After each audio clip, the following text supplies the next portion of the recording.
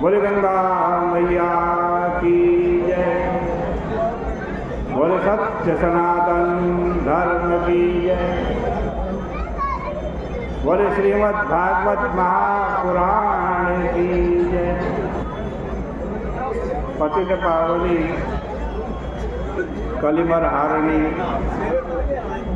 मोक्षदायिनी मंगलकारिणी माँ गंगा जी का ये पावन तट और यहाँ श्रीमद् भागवत कथा का श्रवण, इससे बड़ा कोई पुण्य नहीं हो सकता। प्रतिदिन थोड़ा थोड़ा सा प्रसंग श्रीमद् भागवत जी का श्रवण कर रहे हैं। वामन भगवान बलि की यज्ञशाला में पहुंचे।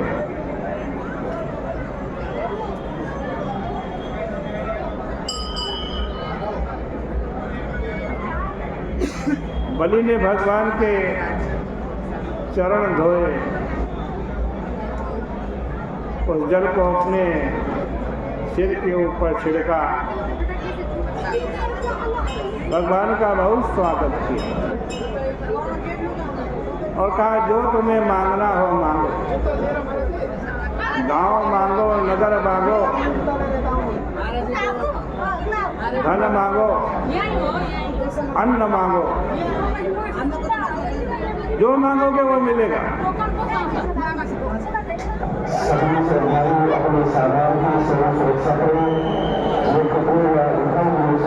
भगवान ने कहा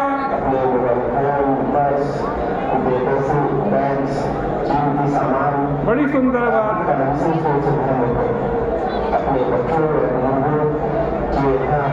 हे राजन, आपके वंश में ऐसे ही लोग होते आए हैं।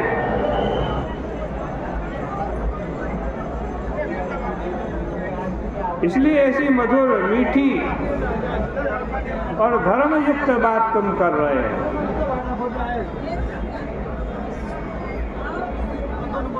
और धर्म के बारे में क्या प्रमाण है,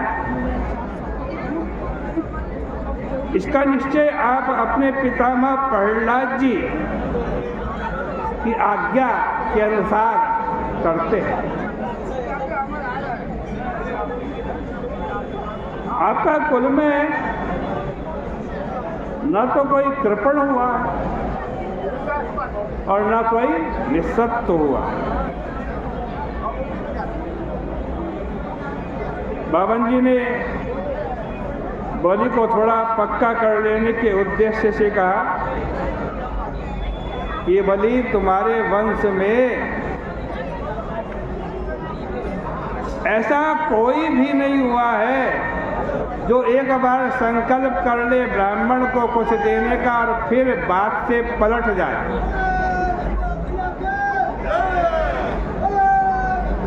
देखो, हमने देखा है जो दान करके कोई वस्तु फिर ब्राह्मण से वापस ले लेते हैं या दान देने की प्रतिज्ञा करके फिर नहीं देते हैं, उनके घर में कोई मंगल नहीं होता, उदासी आ जाती है और बड़ी भारी हानि होती है। बावन जी ने कहा, हे राजन, आपके वंश में कोई अदाता नहीं हुआ।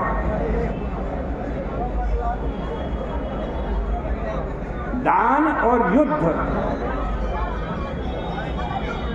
दोनों से कोई परांगमुख नहीं हुआ। आपके प्रहलाद जैसे पूर्वज के यश के बारे में क्या कहना। उनके पितृव्य महाबली हिरण्याक्ष को विष्णु भगवान ने जीत तो लिया, लेकिन उनको जब हिरण्याक्ष के बल का स्मरण आता तब उन भगवान का भी हृदय धक धक होने लगता था। क्या मैंने सचमुच हिरण्याक्ष को मार दिया या नहीं मरा है अभी? और जब हिरण्याक्ष के भाई हिरण्यकशिपु ने सुना कि हमारा भाई मारा गया, नारायण ने हमारे भाई को मारा है, तो वो गदा लेकर के नारायण भगवान को ढूंढने निकल पड़ा। अब विष्णु भगवान के सामने समस्या आई, इससे कहाँ छिपूं?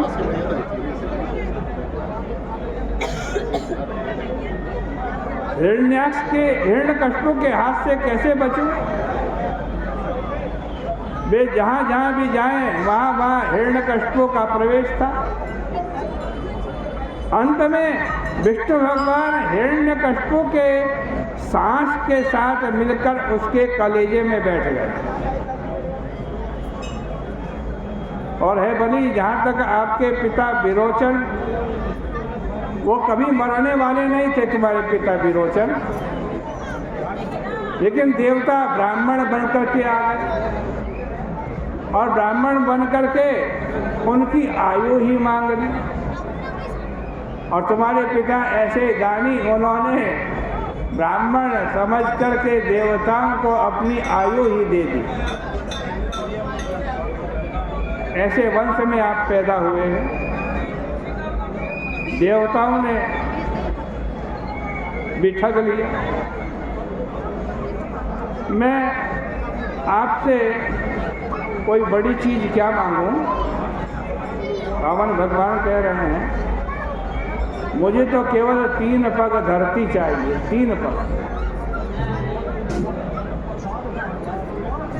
यहाँ देखो, वामन जी ने जो 3 कदम धरती मांगी है ना, वो क्या है? उसमें एक तो जागृत अवस्था है, दूसरी स्वप्नावस्था है, और तीसरी आज सुसुप्ति अवस्था है।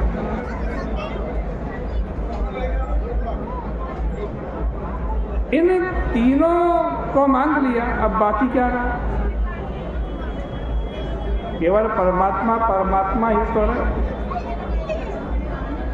इसलिए वामन जी ने कहा हमें केवल 3 स्थान चाहिए, इसके अतिरिक्त और कुछ नहीं चाहिए। और आप तो बड़े वदान्य हैं, वदान्य। नान्यत्ते कामये राजन वदान्या जगदीश्वरा। देखो,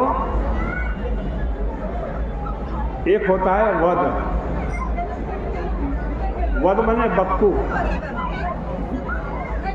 जो बकवास खूब करे। बहुत लोग बहुत कुछ बोल दे, लेकिन देवे कुछ ना।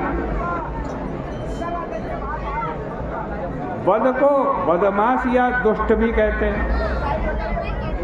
और दूसरा होता है वदान्य। वद से अन्य वदान्य। वदान्य उसको कहते हैं जो कहे सो कर दे, जो केवल बोलने वाला नहीं है, करने वाला।